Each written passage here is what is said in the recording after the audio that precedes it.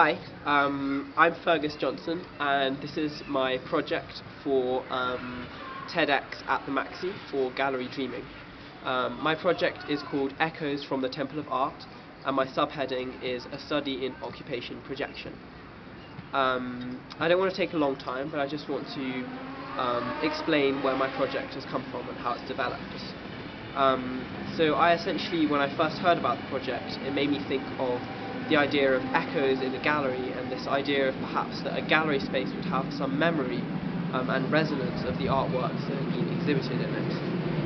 I also wanted to tie in Zaha Hadid's ideas about kind of flow and flux and this fragmented, chaotic urban landscape.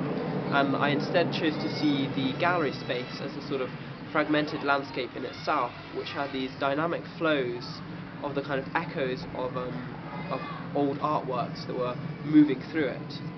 And so sort of to explore this idea, I decided to work in installation because I thought it should be intangible and it should be more about sensation and conceptual ideas rather than sort of the physical work of sculpture, say, or painting.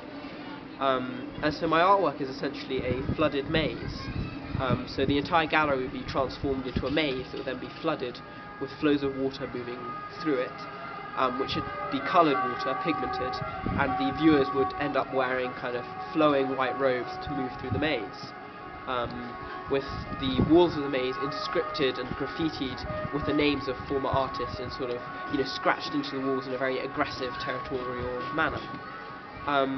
So yeah, that's the kind of the basic premise of my idea, and hopefully you can read about it and understand the thought behind it and a more fuller description. So thank you very much for listening. Bye.